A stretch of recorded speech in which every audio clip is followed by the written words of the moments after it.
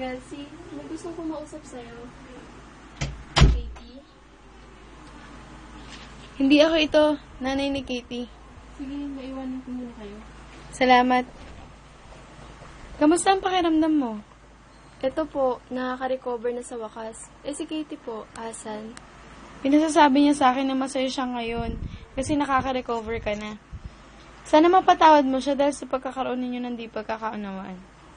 Sana daw sa ganitong paraan, mapatawad mo siya.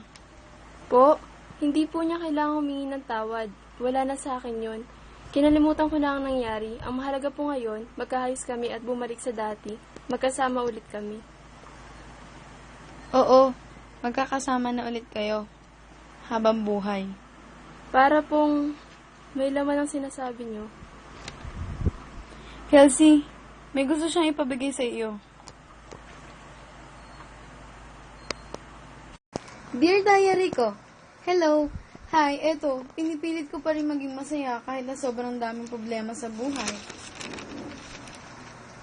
Dear Diary ko, may bago na akong kaklose, si Kelsey. Akala ko nga di kami magkakasundo eh, pero nag-click kami. Wee!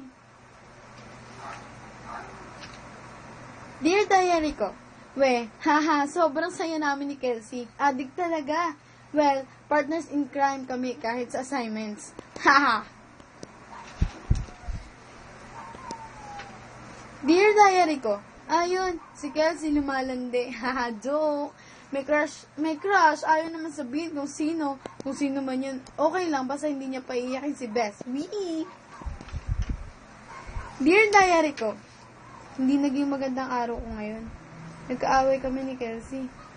Sa totoo lang, hindi ko talaga alam kung bakit bigla na lang kami nag-away ni Kelsey. May masasakit na salita siyang sinabi sa akin. Dahilan kung bakit may nasabi rin akong masama sa kanya. Hindi ko naman talaga gusto yun. Pero nabigla ako, kaya nagawa ko yun. Nagigilty talaga ako sa ginawa ko. Dear Diary ko, please Lord, sana maging okay na siya. Kelsey, sorry na talaga. Dear Diary ko, alam mo, mahalaga sa akin si Kelsey. Kaya ayokong mawala siya. Siya lang talaga ang true best ko. Sana mapatawad na niya ako. Lahat gagawin ko kasi ako din ang may kasalanan kung bakit nahihirapan siya sa ospital. Kung pwede nga lang sana, ibigay ko na lang ang puso ko sa kanya. At kung ano mang mangyari sa akin, masaya ako dahil alam ko sa ganung paraan, magkakasama pa rin kami ni Bess. Ilang araw na din yung lumipas. Nahiya kasi akong humarap kay Kelsey. Pero ngayon gagawin ko na talaga. Hingi ako ng tawad sa kanya, magsosorry na talaga ako. Lord, wish me luck.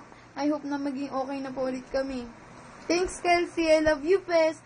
God wish me luck. Dadalawin ko siya ngayon.